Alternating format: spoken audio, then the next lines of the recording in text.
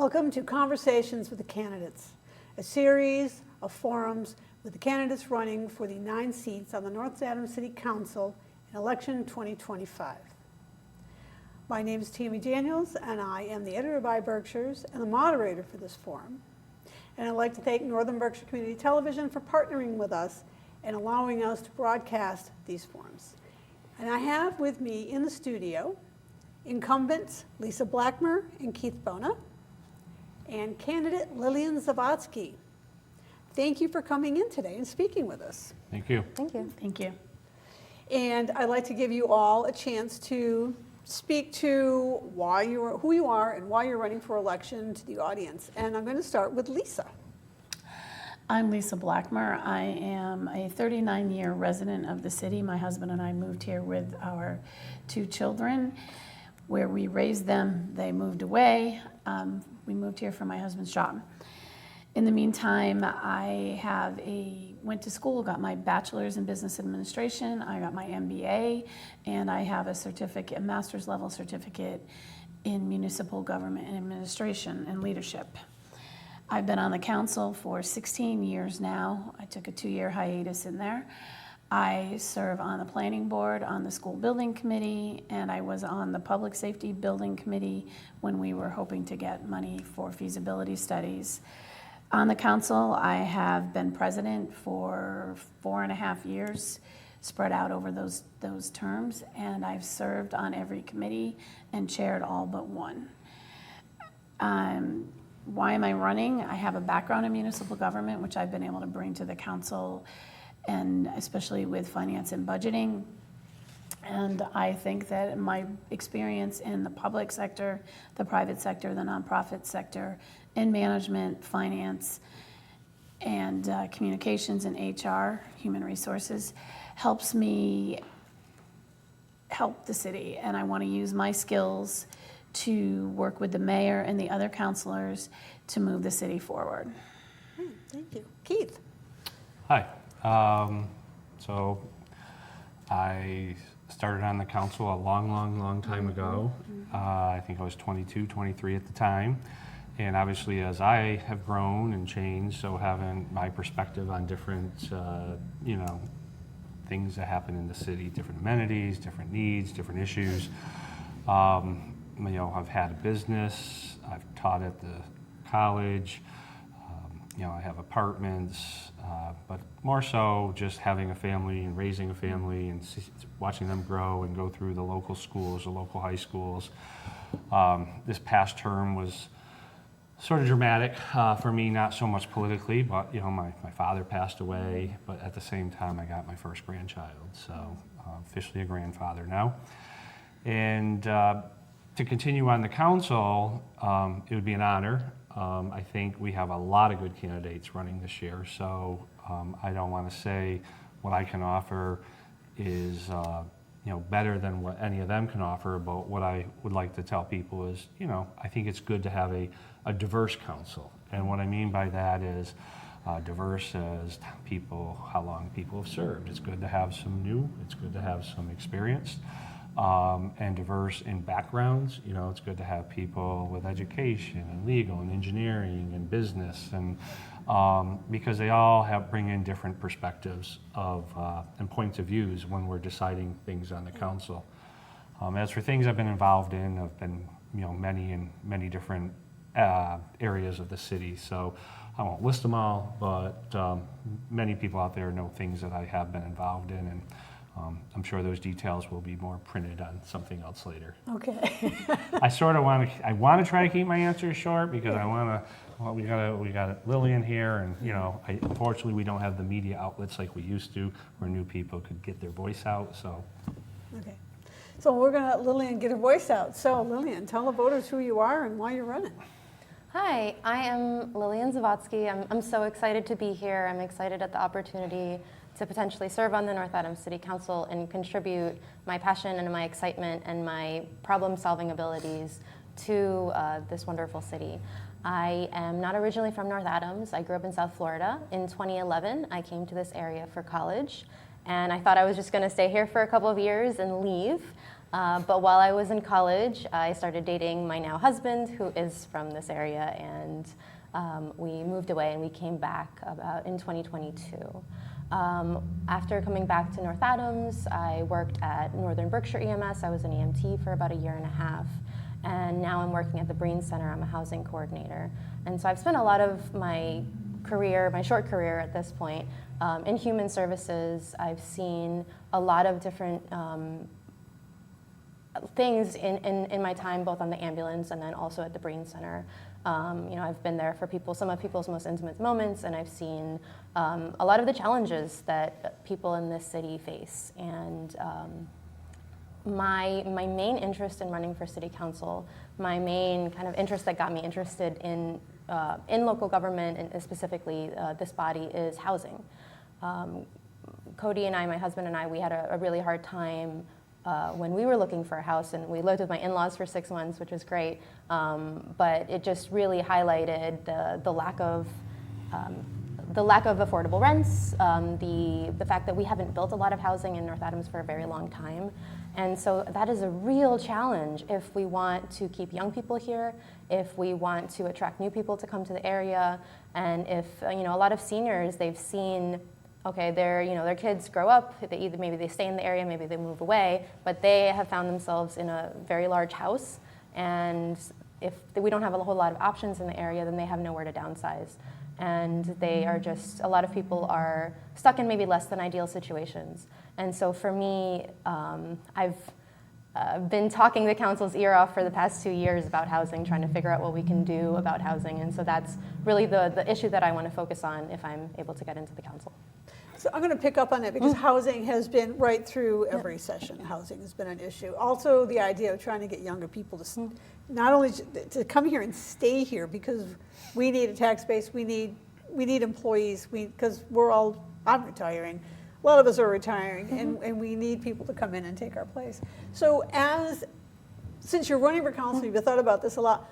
How do you see the council improving this situation? What levers do you see are available?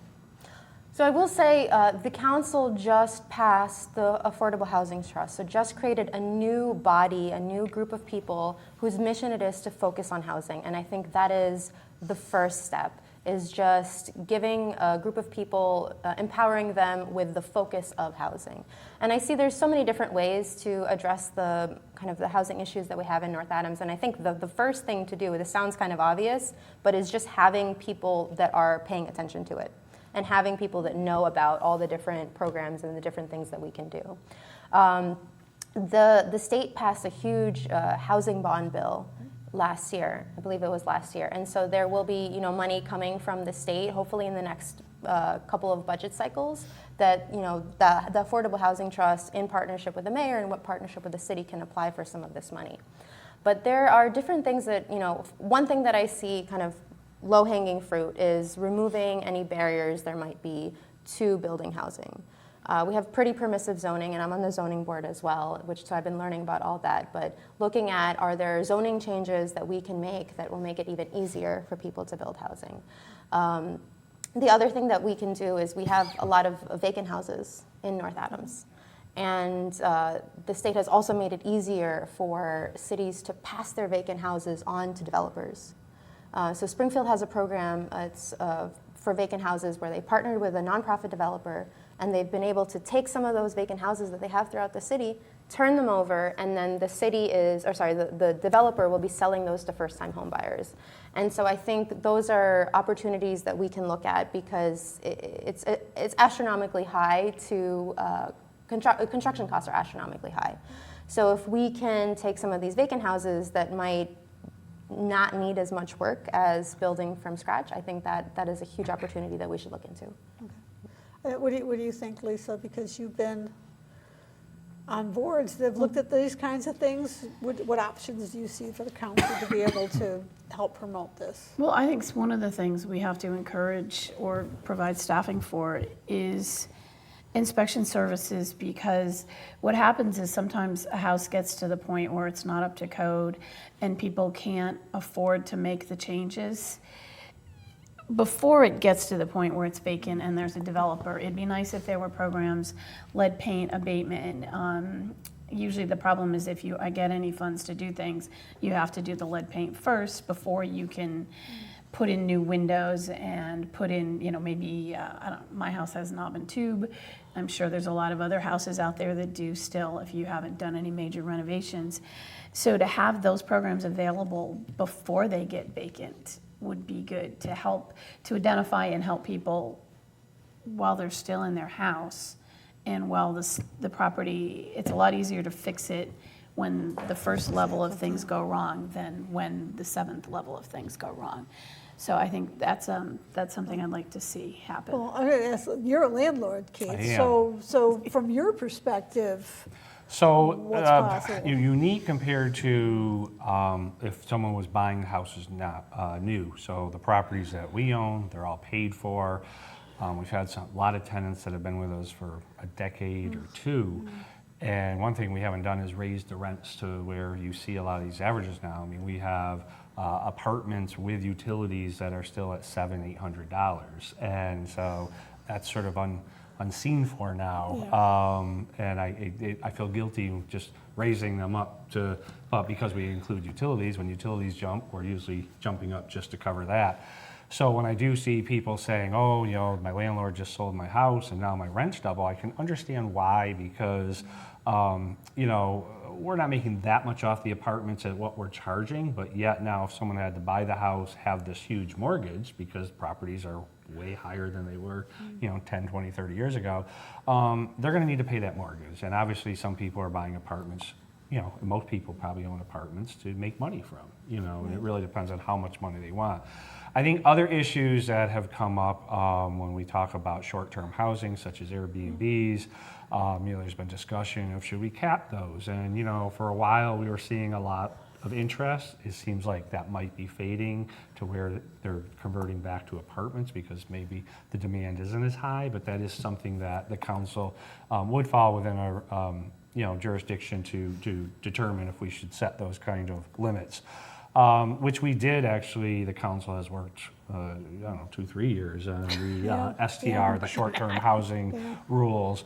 I think there's some other community fees and things that maybe we can get with those, but I know there's some gray areas of what we can add additional money. But if we can get some additional fees from short-term housing that can be used to maybe help build the trust.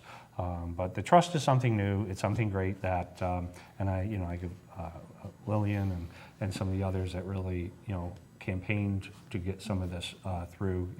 Councilor Fitch was a big part of pushing it through. So, but as a landlord, I do know this. We have tenants there's a lot of programs out there also that help the tenants.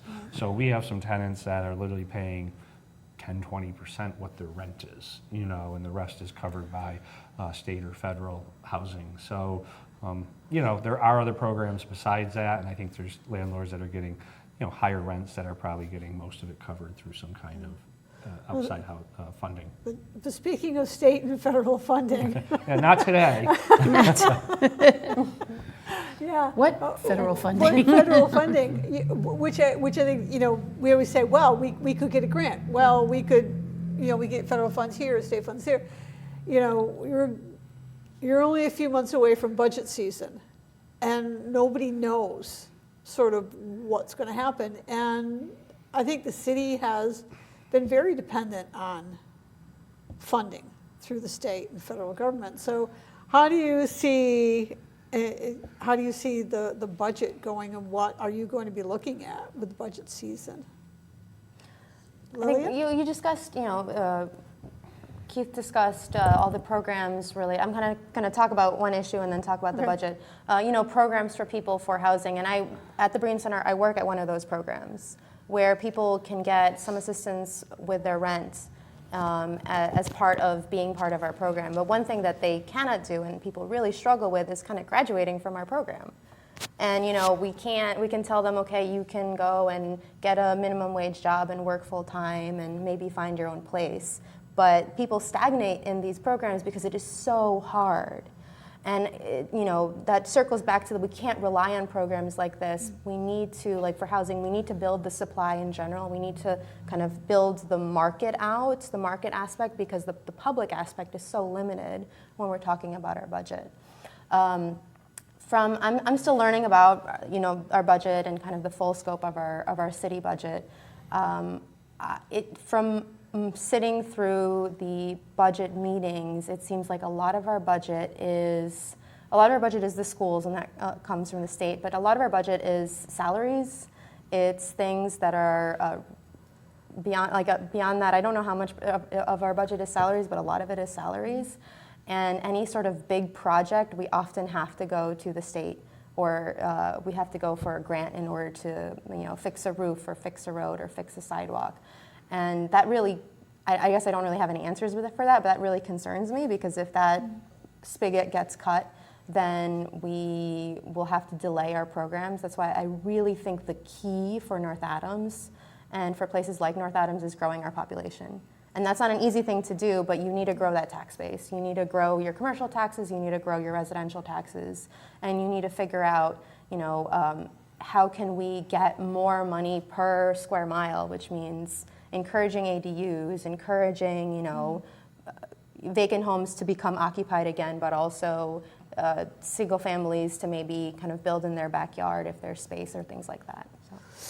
Lisa, what do you think? I mean, in fact, you and Keith have both been chair of the Finance Committee, right? Yes. So, Yes. so Well, I don't know if you saw the news, but Yes. we got notice that based on the federal tax law, which impacts how we collect certain taxes, we are looking at potentially a $500 million revenue shortfall over what was anticipated, which means I don't know what the governor's going to do. This news just came out. But the issue when that happens, and I don't know if everybody remembers, but in 2009, Governor Deval Patrick instituted 9C cuts in December. So we had set a budget, spent half the budget, or actually more, because certain things you pay up front, your liability insurance, your workers' comp insurance, a lot of that stuff actually is one payment up front. So we'd actually probably spent more than half of our budget. And all of a sudden we had to cut, and we depleted our stabilization funds to take care of that and to settle the issue with how we were handling our employee health insurance. And I was really frustrated because I'd go to the state and say, hey, you are putting this money aside for the state's rainy day fund, but you just made me spend my entire rainy day fund. So that's an issue I've advocated to try and fix. So I don't know what's going to happen. It's new. We're just out there, but I am concerned because we had we took $2 million out of stabilization to cover health insurance. Health insurance is not going to go down. We added new employees this year into the budget, which means we've added new benefits. We've added people getting potentially more health insurance. The other problem with that $2 million is if we took $2 million this year to cover that, and then next year we need to spend that $2 million. We have to find that $2 million plus whatever increase we're looking at in the health insurance. And I spent yesterday at a health insurance cost forum summit that the Mass Municipal Association does, and they had somebody from Blue Cross Blue Shield, somebody from MIA, which is the Mass Interlocal Insurance Association. They insure many of the communities for health insurance across the state.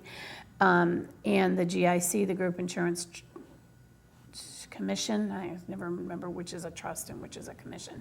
Yeah. And that's the health insurance company for the state employees and for the municipalities who have decided to go with the GIC.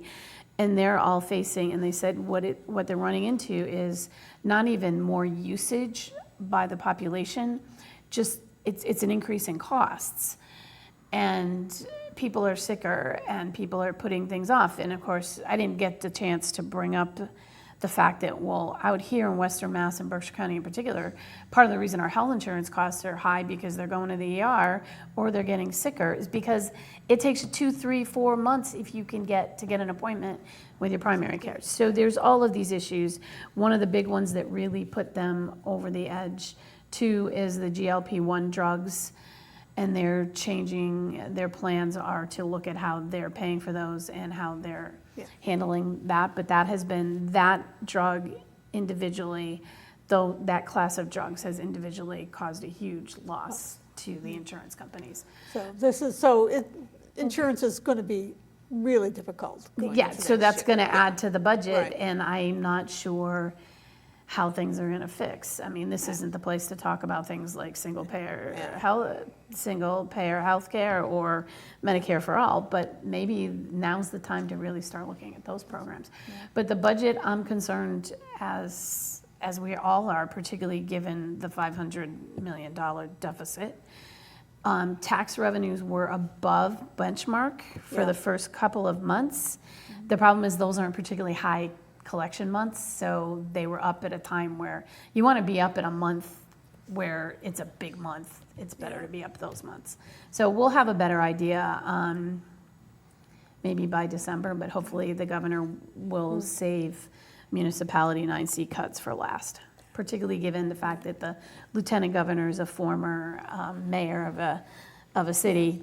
There's a push there and an advocate on behalf of cities and towns. Yeah, go ahead. Can I ask so one of the things that I've been wondering about in terms of our budget is regionalization, and are there opportunities to share services and share positions with other cities and towns in our area? Do you guys see that as a useful road to go down?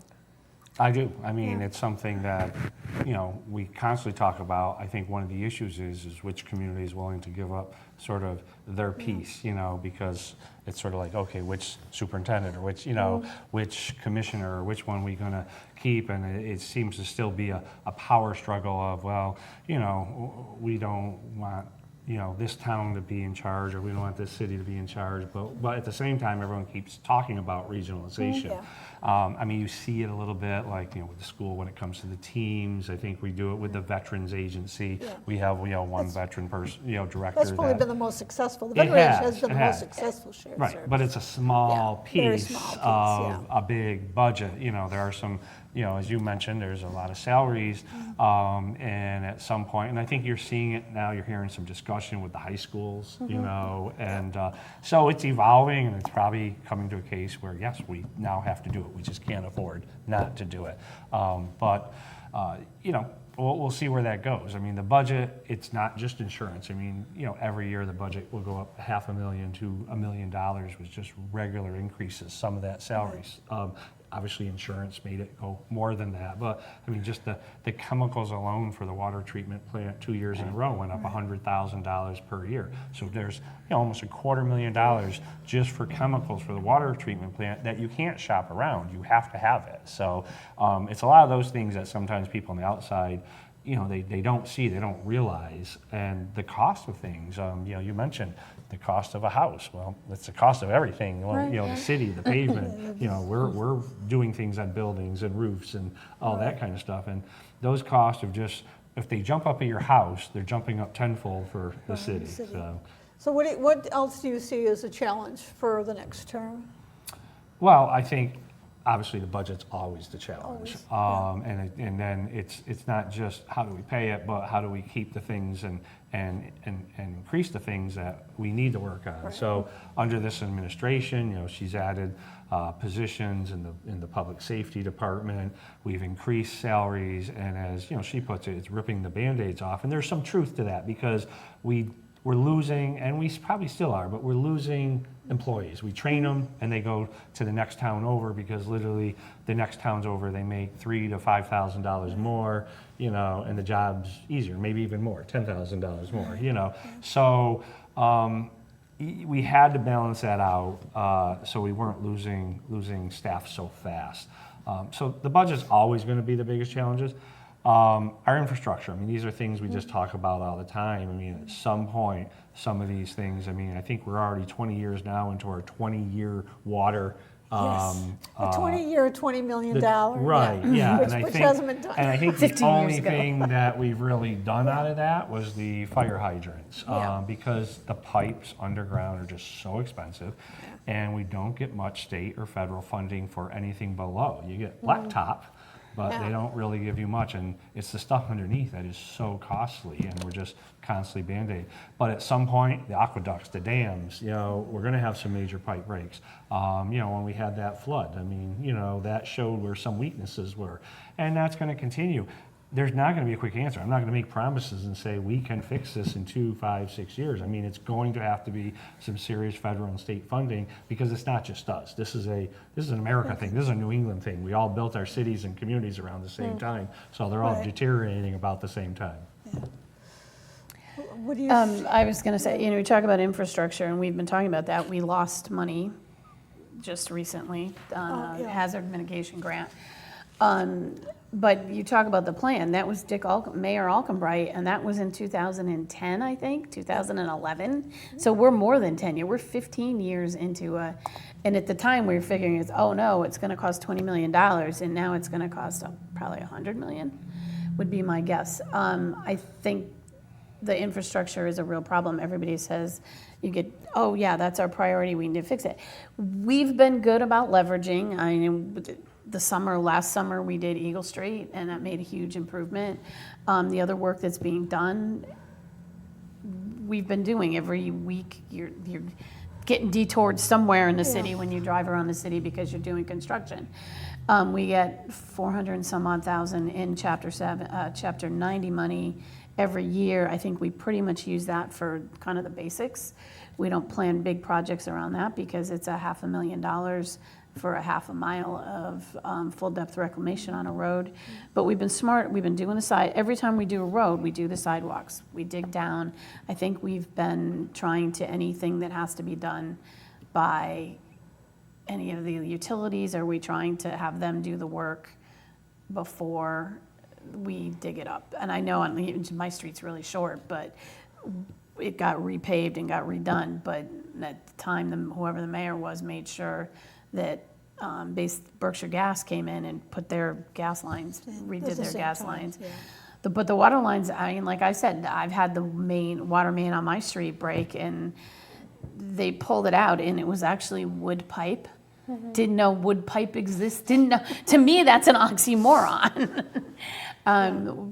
So I was really shocked. But infrastructure, I would say the budget, infrastructure, and housing they're all tied in because they're all about money and they're all about the budget. And I think you're right about, it's sad because right now with virtual and remote work, people have an opportunity to have a job, work for the state of Massachusetts in finance, a job you're not going to get around here locally. You could do that and go into Boston once or twice a month and live out here. But then again, you can't find a house. So it's kind of a catch-22. And I'm hoping that obviously we're graduating people from MCLA and our local high schools. Hopefully they can find some of these jobs, and maybe they're already here and they can find these jobs that they're qualified for and help. I've been asking for money, making sure Western Mass gets its share. We got an extra $100 million in the Chapter 90 bond, mostly focused on rural economic development. But what happens in the surrounding communities is important. And also, we talk about regionalization, something in this, Adams bylaw / charter won't allow them to merge shares, we can't regionalize that department for something, because We can't make North Adams Adams again. that's come up. That's come up. And New Adams. we'll call it New Adams. But I don't think we have to, that was a joke. I don't think, the cities and towns don't need to lose their identity for us to share some library services or some, whatever it is that's identified as shareable. Right, and they've done that in some of the communities, do it with their senior center, the smaller communities. The Veterans Service Agent is the big one that was a big success, particularly out in our district, and I think Pittsfield's. has been really successful compared to, it's solved the problem that some people didn't realize existed until people started getting older and we were trying to fill the positions. They retired and then you're filling the positions and you don't have them. It would be nice. I know if a superintendent's retiring, I know there's already a look at regionalizing something with the high schools. We're getting money, they're getting money for a study. But again, who wants to close their school? No one wants to close their high school. But when I was in Buckland, they were part of a regional school and we closed, and there was 9 towns, I think, in it. We closed the Heath School, the elementary school. There were only 7 resident students there. The rest were school choice. They tore down 2 of my schools, so. The one across the street from my house, was where my house is, yeah. Go ahead, Lillian. I want to bring up, we were talking about empty buildings, and I know this is another thing that's going to come up before the council. Empty buildings owned by the city, and I know how Keith feels about the Mohawk. How do you feel about the Mohawk, Lillian? Those are liabilities for us. When we own these buildings that we have to insure and we have to make sure are safe and we have to probably, take care of the sidewalks in front of it and all these things, like that is just dollar signs, and it is something that we really need to prioritize. I mean, that's something that you all have been saying, that everyone has been saying for a long time, but we really need to prioritize offloading these buildings that we own, and not just offloading them, but making, I think part of, and Lisa, you've brought this up, telling a story for what we envision the building to be and marketing that, because that is different than putting out an RFP on our website and saying, please, someone take this off our hands. Going to say, okay, we have the Mohawk Theater, we want to turn this into a performance space or a theater space. These are places that they've done it before. These are the people that they've reached out to. When we close down Braden, we need to start thinking about that, because that's going to be in the future. Can we turn that into senior housing? Can we turn that into just regular housing and a rec center? That's what's on my mind for Braden. But I really do think that for North Adams, this is kind of a bigger picture, but for North Adams as well as for the buildings, we need to tell the story of who we are and why people want to come and why people want to stay. And one of the pillars of North Adams, that's emerged with Masmoka is this arts and tourism economy, and that's this pillar over here. And I think we need a second pillar. When we haven't figured out what that pillar is, because tourism and arts can get us so far, and it has gotten us to a certain place, and it will continue to bring in people and continue to bring in revenue and continue to grow our economy. But it's not. I don't think it can't be our only economic powerhouse. Do we want to be a remote worker center where we beef up our high-speed internet and we put out advertisements? Cities, I don't know if that's the right route for us, but cities have done this during COVID. They put out big advertisements saying, hey, if you work remotely, come here. We're a really cool place to live. Like, we have pickleball leagues and all these other things. But I think we need to, I'm kind of getting off the question of these buildings, but it's all part of this story of who we are. We have this arts, museums, tourism, beautiful nature. Those are huge assets. And we also have just a need for a second, other type of work. We have spaces we have education, we have health. We do. But both of those are nonprofit to a certain extent. And I work in, Right. I work in health, and my husband works at jury. So, we like those industries, and they do employ people. But those are not, those are nonprofits. Those are dependent on, money from other places. Those are dependent on. I worked at the ambulance service. That's dependent on this very broken medical industry, and it's kind of a nightmare. But if we could become, a biotech center, we could, kind of find a second niche that we market to private businesses. And we, have a pipeline of people who are being educated in that field. That's really kind of broad because I don't have the answer to it, and What's I think your take on that, Keith? Well, I think Is there's there- some of that Yeah. has been in the works. Again, it's poking along. You take, for example, I remember the older North Adams Partnership. You look at Lever. Lever, tries to fund some of these younger entrepreneurs, and hopefully, if they can develop something, it can stay here. I mean, I remember when the Windsor Mill was an incubator, and there was several small businesses. Suave Guitar is still there, Yeah. but it was Shine Wire, developed out of the Windsor Mill. Windsor Mill, there's a case of we're sort of just letting it sit there. We're not utilizing it like we should. So, in my opinion, Windsor Mill, Brayton School, Mohawk Theater, the airport. I mean, these are properties. Western Heritage Heritage. Park. Yeah, Heritage Park is These a are big one. properties that I would let go. We've had them for a long time. I don't see anything in the near future of where they're going to be developed. And the longer they sit there, I mean, we have some of these buildings, especially Heritage Park, where they need some major maintenance, and it's going to cost us. The sign is I falling sent that down. picture to the mayor Yeah. last Yeah. week, and I said, everyone sees that driving in, Yeah. and it's embarrassing. Yeah. I said, take it down, take it down, because it's not also embarrassing, it's a liability.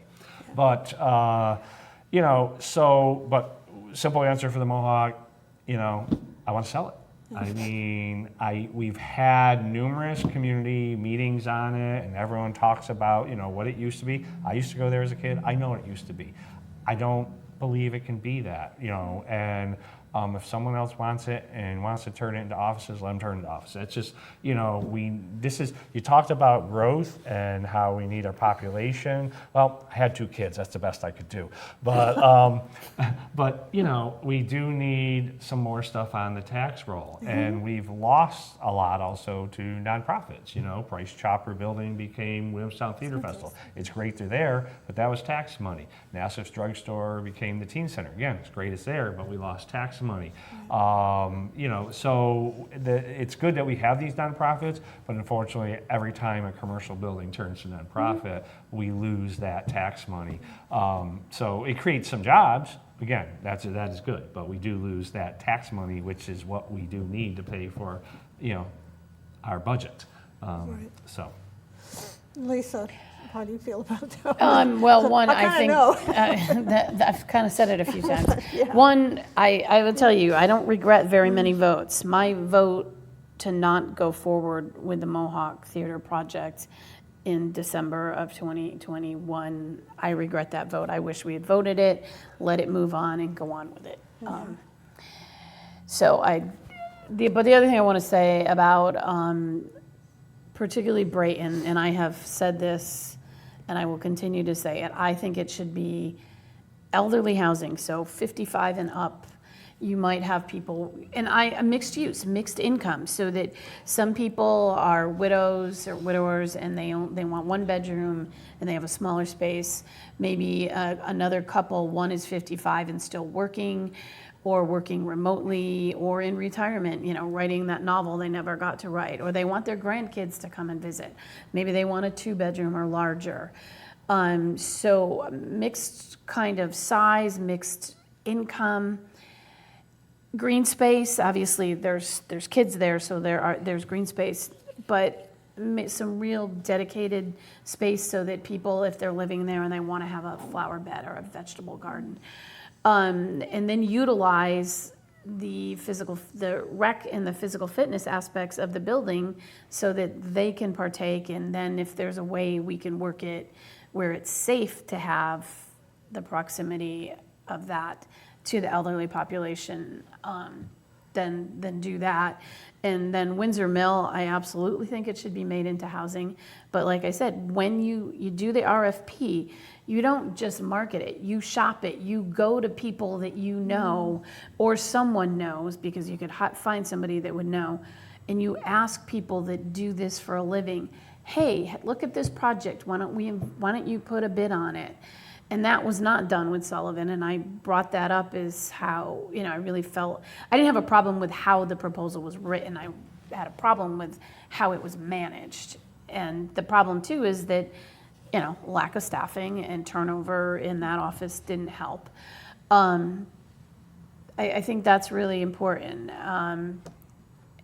And I think that's how we solve some of these housing crises. We say, okay, we need this space, we get an estimate from somebody we trust that what is doable. Because the problem too is housing, it's not just, oh, turn it into housing.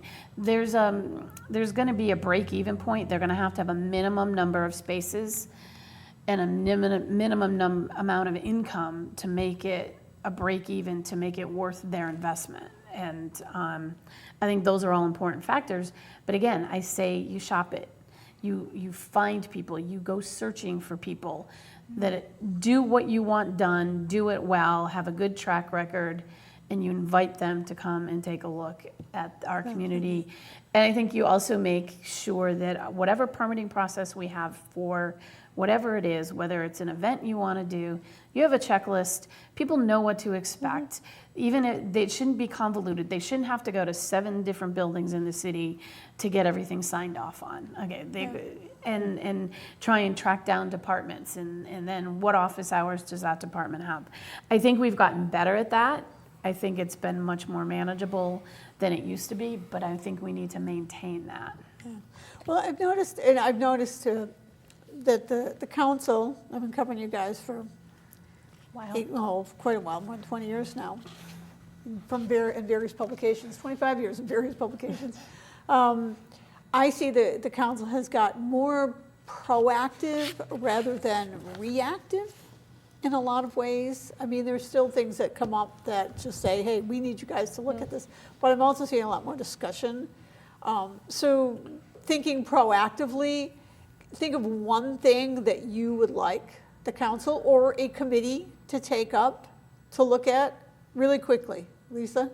You started with me. No, I can go to Lillian. I'm sure she's got ideas. She's probably got things off the top of her head. Oh, I don't know Outside how of specific. housing. Outside of housing, economic development. What's our second industry? Okay, all right. What is, but like we need a profit generating industry that will attract other businesses into the area. South County, there's plastics, there's paper, there's companies that successfully pivoted to the decline in manufacturing in the United States, not just Berkshire County. And I'm not saying we're going to do manufacturing, but we need one Berkshire. I mean, there's organizations that have been thinking about this sort of stuff for a long time. Yeah. But I do think that the city and the council needs to just drive that home, because that will relieve. I mean, if we can kind of unlock that box, that will relieve so many of our problems. Okay, Keith. I think we gotta focus on infrastructure. Look back at that 20-year plan and rewrite it and seriously look at how are we going to attack this instead of just keep Band-Aid. Yeah. Well, Lisa? So I think one of the things, as Lillian hit on, we need to make sure that we have a good relationship and are having conversations with One Berkshire, with Lever, it's too bad that the industrial park, I don't even remember, board that we had kind of dissolved. Does it even exist? I think they dissolved. They dissolved. So it's too bad that that's gone. Father used to be president of that. Yeah. I would like to see a database of available space, and I was working on this back at DDI 25, 26, 27 years ago. Yeah. So that when somebody calls, or I've seen somebody's leaving another town, they're looking for smaller space, we have no inventory of what space is available, and we really have no one in the city whose job it is to call, I don't know, Lamson and Goodnow Knives that moved to Westfield when they could have come here and say, hey, we've got something, we've got space that might fit your needs. We don't have a person and we don't have a database. So I think we should be working to create that, and that job needs to have a home somewhere in the city. I would say community development director, but I think Maria's sitting, if she's watching, is going to cringe, because I know she's got enough on her plate. She's overwhelmed. She's got enough on her plate, but we need to, maybe that's something we get an intern to do, to at least create the database. I know there's like bits and pieces of it somewhere, and I think the chamber has something, but I think we need a coordinated effort. I think we need to work with our neighbors in Adams and Williamstown and B, the North Berkshire region, and this is a great place to come. And if they happen to land in Adams, or if their employees, if something lands in Adams, They're gonna their employees are still gonna, some of them are gonna live here. Right. I was, So- yeah. Yeah. I was at a housing workshop, but it's related, and there was a developer that said, if your city does not have a landing page for developers that says these are the permits that I need, then I'm not even going to start looking. And I think it's the same for businesses. If there is not a landing page that makes it easy for me, and then I'm not even going to look there. And it's part of just being ready for the opportunities and seeking them out, the economic development, the housing. And that, once it's created, is relatively inexpensive Yeah. and easy to maintain. Absolutely. So I agree. I think that's, our website is way better than it was when I first got on the council. I know. I will say that. Yes. We actually have Is that our email. time left? What? Is that our time left? Yeah, we're coming up on it, but I want a really quick question, yes or no. Would you support a charter review committee? Yes. Yes. Yes, Yes, yes. commission. Good, commission? No, I mean, it's a A long. committee or it's a- commission? I'm It's a long both. process, but yeah, there are Yeah. things that need to be changed. Yeah, it's been a long time. Yep. Anything else anybody wants to bring up? We got a few minutes. Got a minute?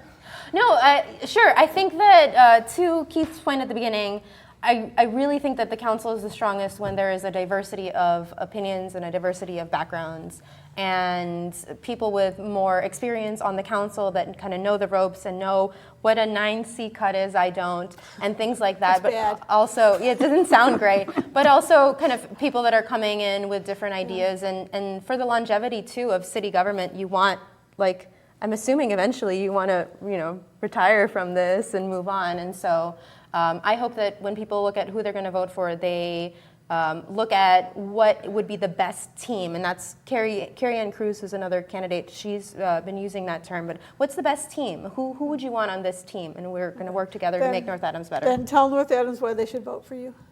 I'm going to be Lillian Zavatsky. I'm a voice for housing and jobs. Okay? Keith? And a good team member. I don't continue. And a good team member. I mean, I bring the experience, but at the same time, always looking at new ideas, new energy. Okay. Lisa? One, I think of myself as an advocate based with the state and the local, the city, the other councilors, mayors, departments. I say I have a vision for the future and the experience to make it happen. I want to remind everybody the deadline to register to vote is 10/25. I ask for your vote either during early voting, October 18th to the 31st, or on Election Day, November 4th. Okay. Thank you so much for being with us, and I want to thank Northern Berkshire Community Television again for partnering with us to bring this series. I just would like to say that candidates Ashley Shade and Peter Leskowitz had wanted to be at these and were unable, and they send their regrets. And Lisa already took a little bit from me because I was going to tell everybody, don't forget to vote. Not everybody, the registered voters of the city of North Adams, get out and vote on November 4th. And look for these forums that will be published on Northern Berkshire Community Television, and you'll be able to find them on IBerkshires. And thank you again, and goodbye.